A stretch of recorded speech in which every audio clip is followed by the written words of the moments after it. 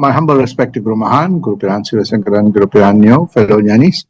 For the last few lectures, I've been talking about, this notion of how Lord Yama describes this cosmic self and the individual self. And he talks about, in the last satsang, I spoke about how he defines why, what this cosmic self is and why some people get it and some people don't. And so how both the cosmic and the individual self, people see the duality, but actually there's no duality. And he explains, I think in the last class, he explains like how, a pregnant mother looks after the child, to make sure that, she's eating good, nutritious food, good mental state, and also looks after herself so that the baby comes out healthy. So he says in the same way, for our mind to really nurture and develop, we need to, take the same, effort as how a mother would nurture the health of the body. And he explains how to nurture a healthy spiritual, mind. One needs to really look after the mind and not to contaminate the mind with all kinds of things.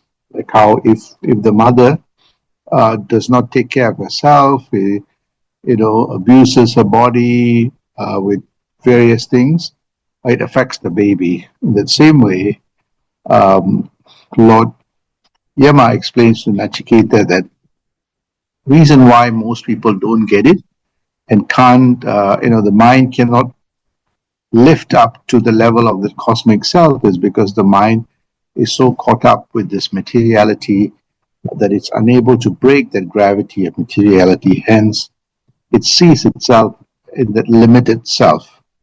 So he explains that, we should allocate time for introspection, contemplation, reflection, and meditation so that we calm the mind down, we attain a sense of peace and tranquility and quietude to be able to understand, cognize, and become aware of that cosmic self.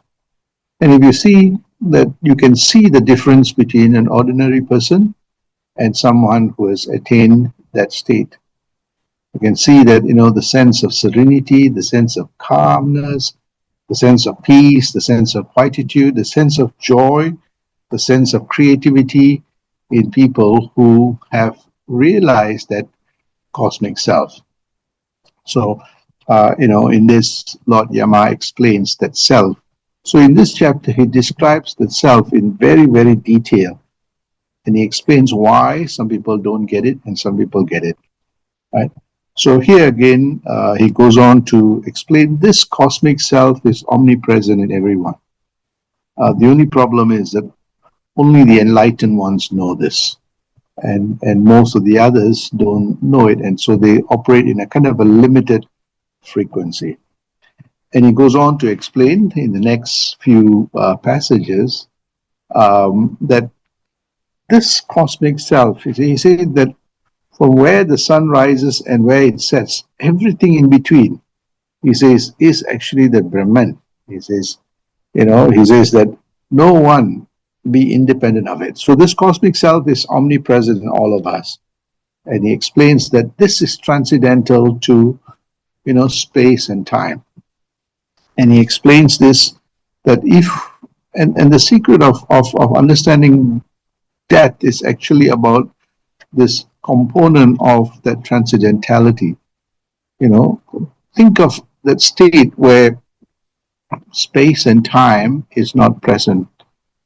And the answer is that when that is not present, you see that this notion of birth and death doesn't arise. As long as we are caught up with this material body, we are caught up with this birth, death, time, and so on.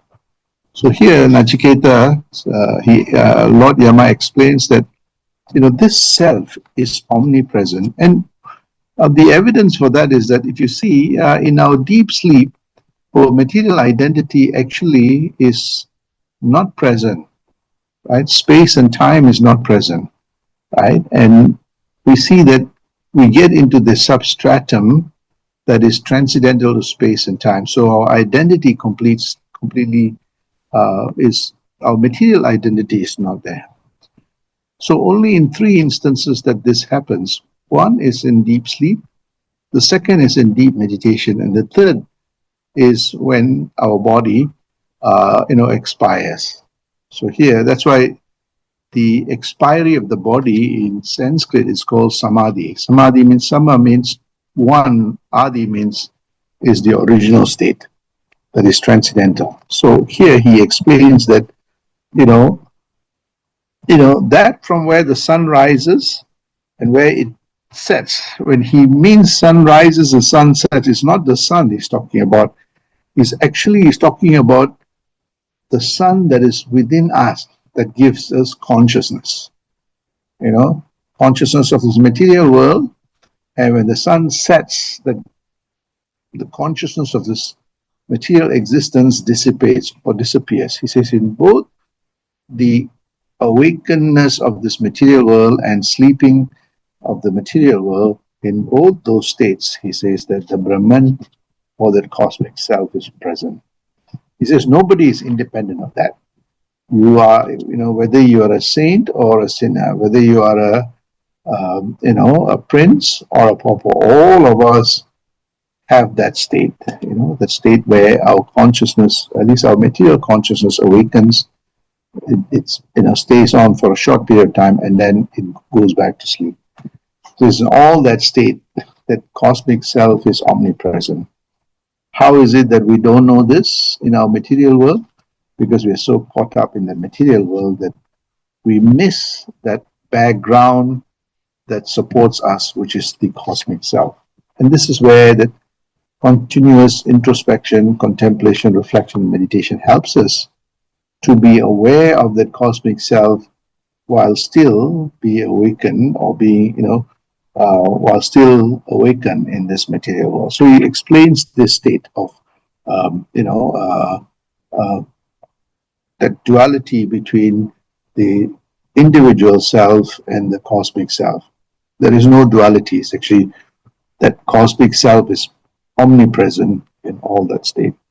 So then he goes on to explain. He's giving so many examples, and the finale comes in the last chapter, and I think you already know what that is. He says that, and he goes on to explain that whatever is here is also there, right? So which is what he's trying to explain here is that the cosmic self, which is present when the body is, or the material identity is not there, and when it's not, when it's there, it is there, right? He says that same cosmic self is present. Whatever is here is also there. So while, this cosmic self does not have form and not caught by time, it is also present in the state of our material identity. It's very similar to what Swamiji used to say. He explains this. So he says that he who sees the difference, if you're unable to cognize this and you see the difference, he says that you get caught by this notion of death. You're always continuously asking, what happens after birth, worry about death, and you kind of continuously go through this evolution of, what happens, in birth and death. People swing between the two. He says, when you realize that, what is present in me, the cosmic self, is also present in this material self, or it is the foundation of that. You see that though you are in this material world, you're not affected by space and time. While you still operate in the space and time continuum, you are not, blemished, or you're not caught up by this thing. You go with the flow, but not affected by it. So he says that in this, he explains very clearly that the world is not separate from Brahman. I mean, the material world that we live in is not separate from Brahman. He says that the world is the becoming of that Brahman. So The world is a manifestation of that Brahman. So all of us are God packaged differently. He says, so nothing exists without the Brahman, as it's wrapped and roofed of everything. So all of us are actually a manifestation of that. Some realize it, some don't. And I think those who realize this will see a sense of calmness, serenity, not affected by, this vagaries of this material world, the turbulence of this material world. And you see that you are more peaceful and more creative and more impactful and more productive in what you do. You're not tormented by the cycles of birth and death and the sukha dukkha cycles. So here, and it's a wonderful way of living, and you get amazing insights that an ordinary person may not have. So he goes on to then explain, that this world that we live in is enraptured by this cosmic self. I like this picture, which actually shows that how that the divine cosmic self is, like how the Hiranyagarbha, the cosmic womb, enabling everything. So then he goes on to explain that this purified mind, the mind that is not tormented by this material world or not caught up by ego and all these things, he says that this mind alone, only a purified mind is able to realize that Brahman. That means it's not caught up by the material identity or material personality, or more better, the ego. And so it's not caught up by anger, hatred, jealousy, envy, all those things. So he goes on to explain this.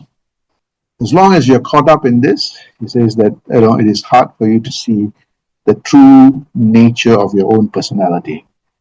And then that's why this practice of sitting quietly, bending inwards through this meditational practice is so important to be able to purify the mind from all these material imprints. So he says that, by this purified mind alone, this Brahman can be realized. You cannot realize this by going to pilgrimages externally. You can only realize this through the pilgrimage within oneself. He says, when you realize that, he says, nothing is separate from this, right? Wherever you go, the divinity is there. You don't have to go anywhere to realize the divinity. If you go within yourself, you realize the divinity within you, and with that lens, you see the divinity everywhere. He says, and so he explains this, that he who thinks that there is anything separate from that goes from death to death. Here, death, he means limitations, limitedness, right? Constantly, caught up by the cycle of sukha dukkha's and cycle of birth and death and the cycle of exuberance and then down. So you see, you go through this swing. But one who's got this purified mind, who understands what ego is, understands this material world really well, understands how all of this is a manifestation of the pure cosmic self, you see that our ego, transforms from the limited materiality, material identity to a universal identity. And the mind sees itself not separate from everything, but everything in a universal way. Right? So he says that, you don't see there is this interdependence, the symbiotic relationship between this spiritual self and that material self. So while you're operating in this material world, you see things in a much more bigger way. You see nature in a much more broader way, in a more wholesome and a more holistic way. So he says nothing in this world is independent of Brahman. Everything is this cosmic self. And you see that this happens, that you become more conscious of nature. You become more nature-centric. You become more value-centric, and you always ask this question when the mind is unable to cognize. You say, what is it that is driving? So there's this notion of, you introspect deeply. And there are moments that, the human part comes out, the limited part comes out. But the check and balance is that the mind knows what to inquire. and get you back, recalibrate. It's like a spiritual compass or like a GPS system, right? When it deviates, it says, okay, you got to, go back to the path. So that introspection, contemplation, reflection helps us to get back to the path of understanding, awareness of that cosmic self, or the much more universal identity, or the connection with nature itself. So interestingly, as I was in my own practice, I used to see things in a kind of a very narrow way, trained as an economist and trained.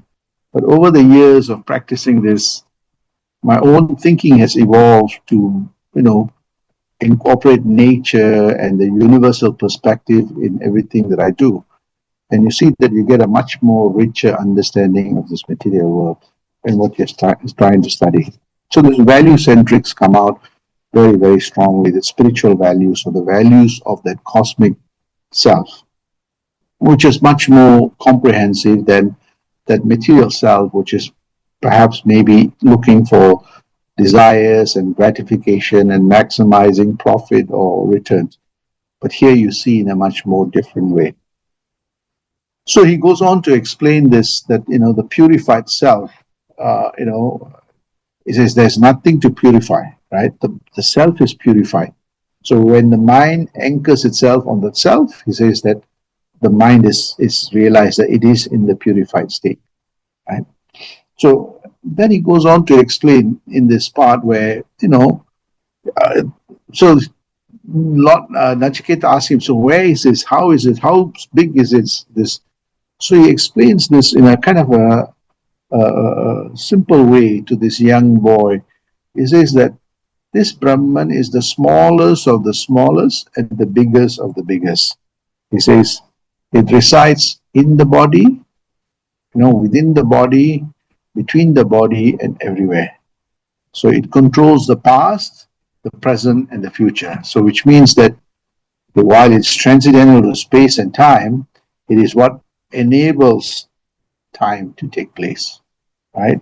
So he says that when a spiritual aspirant, or one who practices this, and knows this Brahman, he does not want to conceal himself. That means his true nature comes out, right? The mask has fallen off. You're no more Professor so and so. You're no more this material identity. You are that true self. And I like this notion that I was taught what this cosmic self is that the self has got four important meaning. It comes back to the words that we use. Self is that silence, that the spirit that guides everything, yet you don't see it, right? It is the E in that self is actually that expanded nature. It is beyond our biology, right? And when the mind is quiet, silent, sunyam, it attains that expanded state beyond our own biology, right?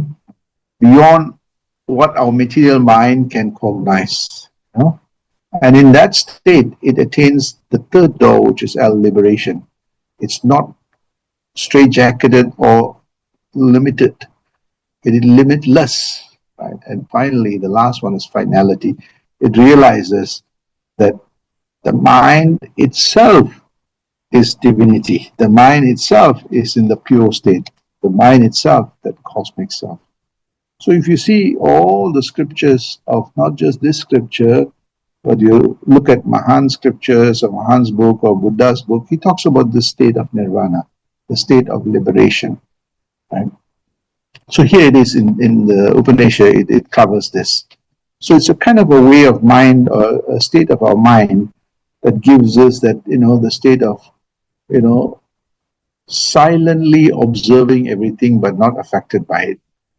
The mind expands. Before you had a very narrow perspective of things, but now you have an expanded. The entire nature is in the equation of your thinking, right? The entire universe is incorporated in everything that you do, right? And the most important thing is that when you do that, you have that capacity of that cosmic intelligence. You feel liberated. that the limitedness, that unable to do something drops off, and you have that ability to, you know, what was impossible becomes I am possible. What was a scar becomes a star, right? So you see that transition takes place in the human mind. When that happens in the human mind, you see that our way of life also changes. So again, here he explains this. Uh, then he goes on to explains that, what this yogins, this purusha is actually the smallest of the smallest and the biggest of the biggest. He says that, it is like as the smokeless flame in their hearts. The spirit or the soul is present and driver of everything, yet you don't see it. Right? So it's a kind of a silent observer, silent driver. But when the mind anchors, an ordinary mind doesn't know this. It thinks it's doing everything. But when the mind anchors on it, you see that suddenly the kind of state of the energy and the power and the kind of a stamina and the creativity completely shifts gears, and the bandwidth of our brain, which operates at a very low frequency, normal day-to-day activity, just jumps up. So he says that this being controls the time, and you're not affected by time. And something very interesting I found, that when you start practicing meditation, time actually slows down for you. And the reason for that is that what took you 8 hours to read or 2 hours to go through, because the mind is so focused and alert, what takes you 8 hours will take you 8 minutes. You can quickly grasp things. You can pick up the subtle vibrations which an ordinary gross mind won't be able to pick up. So, and it's something that, you are able to manage time in a much more amazing way, and you can do multiple things, multitask, right? And as a researcher, I work on multiple projects simultaneously, and it was not possible in the early days. I had to be really, but today you see that stamina that you get is amazing, right? So it is always there, he says, not as well as in the future. He says that this is the true nature of this. He says that you don't bounce between past, present, regret, all those things. You just go with the flow. So he goes on to explain this very clearly. And those who practice this will know that, somehow you have that amazing ability to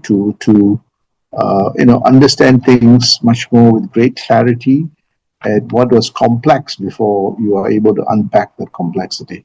The entire understanding of nature and the universe becomes very, very clear. He goes on to elaborate to this young 6-year-old boy, giving him so many examples of trying to explain what this, the cosmic self is. He says it's like the cosmic self, it is coming down, it's like in a jungle that is not accessible, in a mountain with a lot of jungle, it's not accessible. When the rain falls, the water is trickling down the stream, it's not contaminated, and then what happens is that it diverts itself into multiple things. He goes on to explain that while the cosmic self is one, when it comes down, it has multiple streams, somewhat like the cloud that is captured by the mountains, and when it comes down, you see that the different terrains, different nature of that, you see multiple streams form.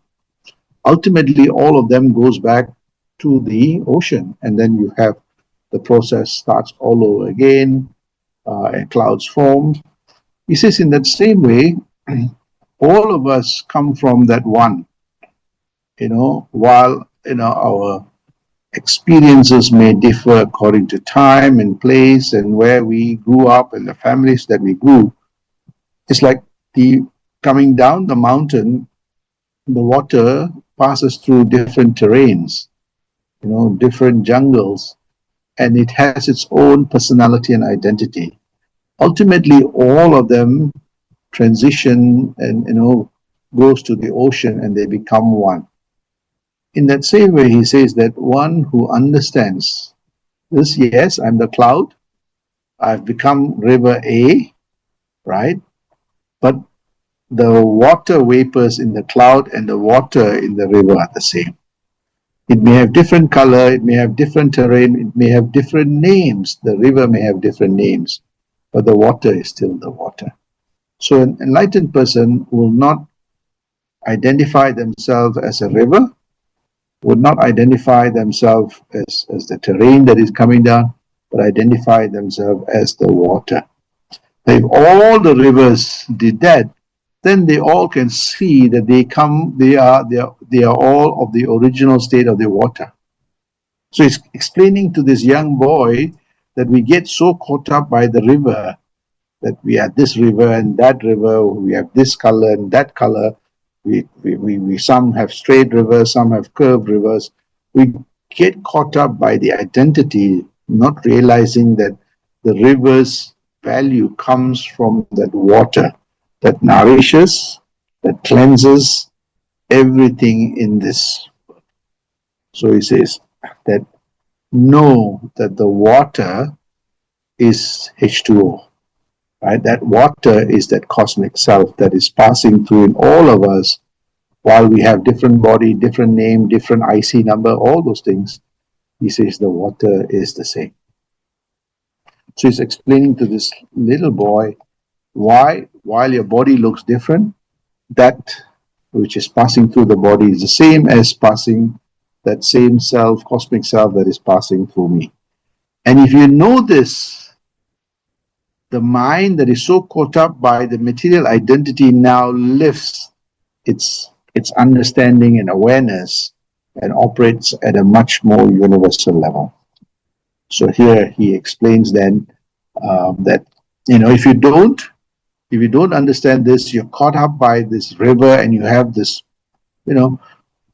my river is like this, mine is the best river, so you see you have a lot of squabbling that takes place. And today we see that, whether it's, one's perspective or whether one's religions or one's way of people, there's a lot of conflicts because, everybody is right, but they get caught up by the form. All of them are formless, but they are fighting and there's conflicts because of form.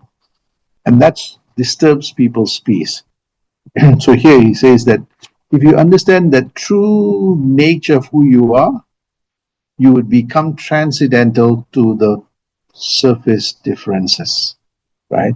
And that's what helps you to understand, be able to absorb, but traverse your own course to that ocean. So he explains then that, this notion of, Gautama, he says, when pure water is poured into pure water, they become one.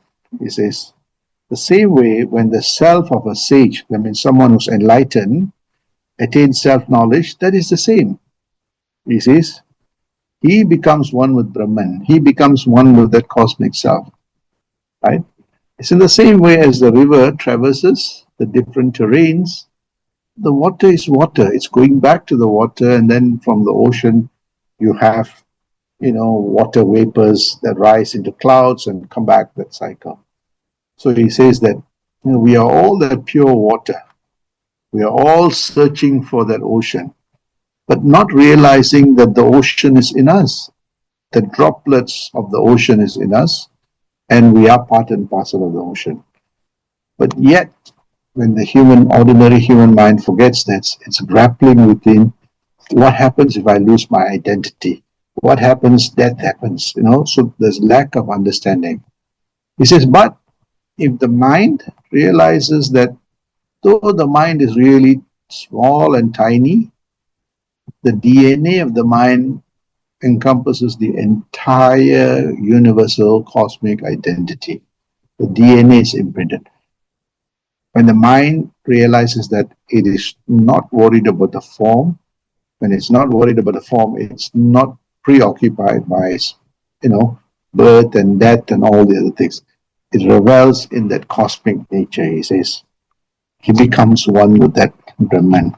So here, Mahan too has explained this. He says, "Yennul nan arinde." He says, that எட்டாத தத்பரத்தை எட்டி எட்டி உட்புறமாய் உற்று உற்று நோக்க நோக்க இப்பரமம் அப்பரமம் ஏக பராபரமம் என்னுள் நான் அறிந்தேன்.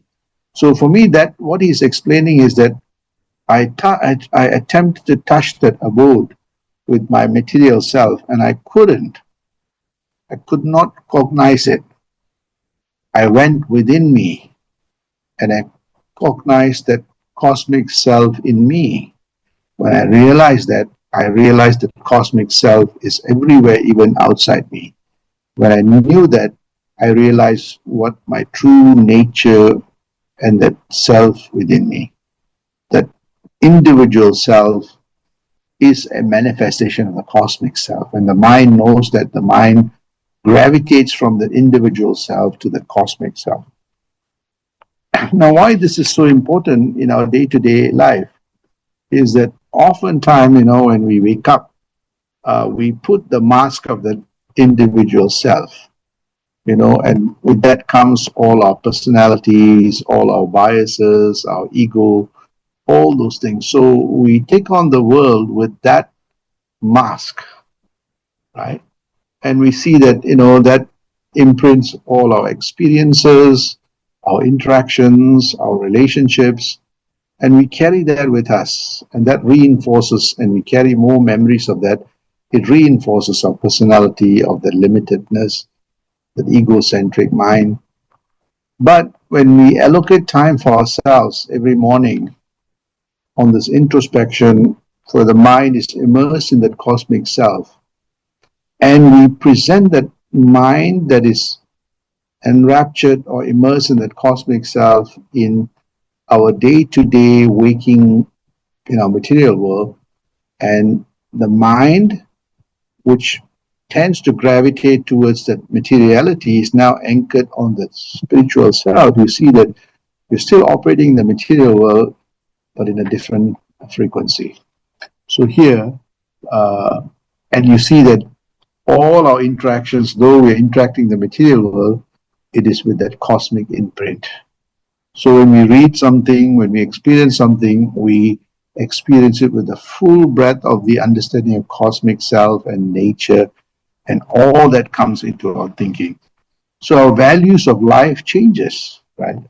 From limitedness to a much more richer experience, and a sense of contentment, the sense of wholesomeness comes in, and that's what makes life really exciting. So here he explains to Nachiketa that why, to get this, one needs to learn to transition within oneself, allocating time for oneself, but also carrying that memory of that cosmic self in all our interactions. So meditation is not just half an hour, an hour.